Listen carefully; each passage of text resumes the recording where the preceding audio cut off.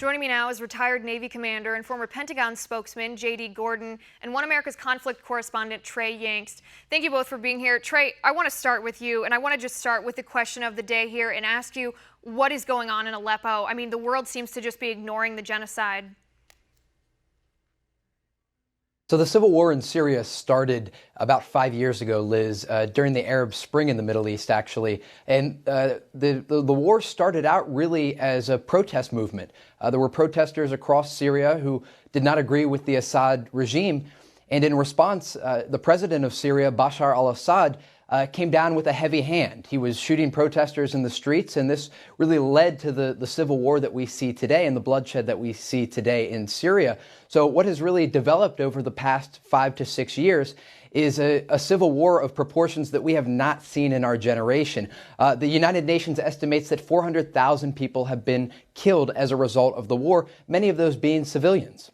Right, and I think it's just heartbreaking. I mean, we showed the video at the beginning of the segment of the people of Aleppo specifically taking to social media to call for help, and the world's doing nothing. Trey, you had a tweet yesterday, and I want to show this on the screen. You said, if you ever wondered how the Holocaust would have unfolded if social media were around, you can look at Aleppo for reference. And then you hashtag Save Aleppo. Trey, if you look at that hashtag, it's absolutely unbelievable. People are on social media waiting for death.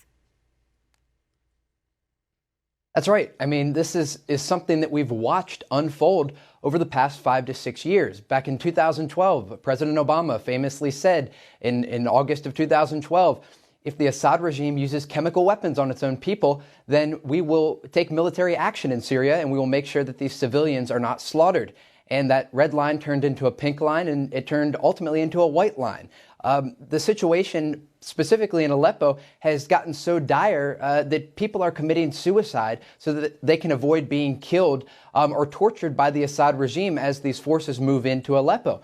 Now, no one ever said to Bashar al-Assad that it wasn't okay to remove rebels from government-controlled territory, or that it wasn't okay to take back what he considers is his country. But I always use this analogy of if someone walks into a restaurant with a gun and someone pulls out a gun to defend themselves or to defend their family, that's not really frowned upon. That is expected.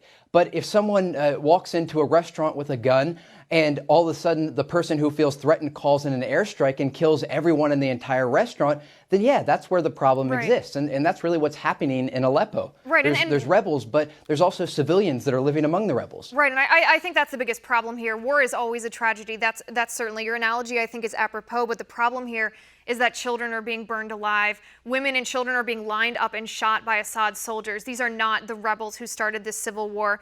Trey Yingst, thank you so much for being here. I want to pivot over to J.D. Gordon, retired Navy commander, former Pentagon spokesman.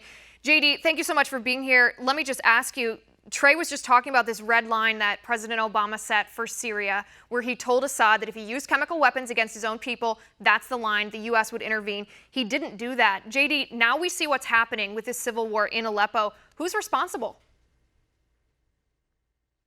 Well, Liz, it's great to see you. Basically, I think the Saudis and the Iranians are responsible because for roughly 1,400 years, the Sunnis and the Shia have been fighting each other. And in the Shia crescent, where you have Shia and Sunni living together in Iraq, Syria, and Lebanon, the only way you've kept peace between them is when there have been dictators, unfortunately. So if and when the dictators get pushed aside, you have chaos like this, and they're at each other's throats.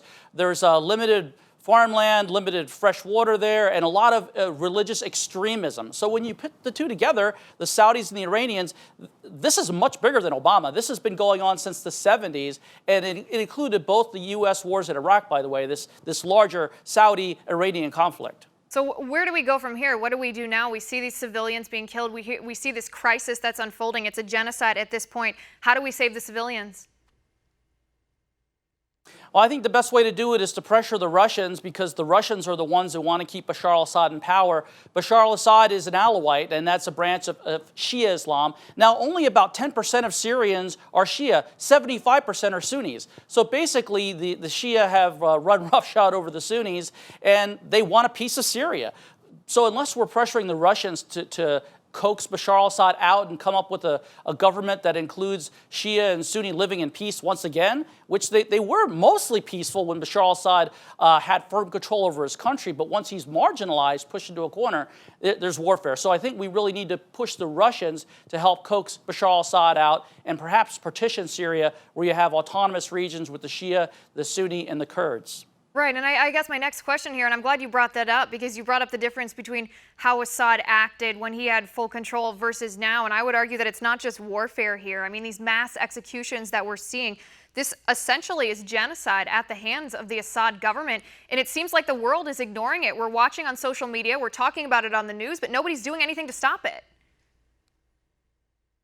Right, I mean, and the people that are doing something about it are actually making it worse. And I'm talking about some of the wealthy Gulf nations providing weapons to these rebel groups, because the rebel groups are so divided. It's not like there's one Sunni rebel group saying, okay, we want an independent part of Syria. There's about 1,000 different factions fighting in Syria, so it makes it very unrealistic. And the people that care the most about it in Syria, that are willing to fight the most, are the Bashar al-Assad regime itself and the Russians. So people don't really want to go up against them, and that's what's leading to this, I would call it, genocide we're seeing today. Right, and the Russians are also blaming the United States for part of this.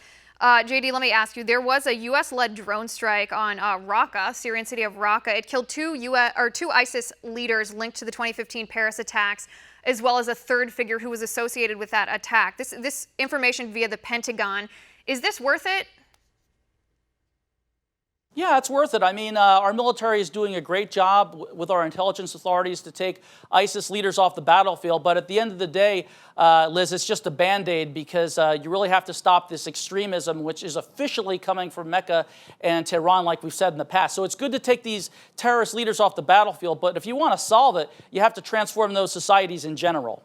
Right, and talk to me about the hashtag activism here, because hashtag Save Aleppo or just hashtag Aleppo, they've been trending on Twitter, on Facebook. I mean, it's the top of the news no matter where you look online. It is bringing attention, it's bringing awareness to the fact what's happening in Aleppo. I think a lot of Americans, at least, weren't completely aware of the destruction, the genocide that's happening. Does that make a difference? Does that pressure our leaders to get involved? I think it makes a minimal difference, so at least people are paying attention to it. But I think the main thing for the hashtag activism that we ought to take aboard is stop Iran from getting a nuclear weapon, because people have been fighting in the Middle East for thousands of years. Could you imagine if Iran had a nuclear weapon? The Saudis would get one, the Turks would get one, the Egyptians would get one. It would make what's going on in Aleppo today look kind of small, I hate to say. Right, and that would, it's almost incredible to think that that could look small compared to something. JD, thank you so much for being here today. It was great to talk to you.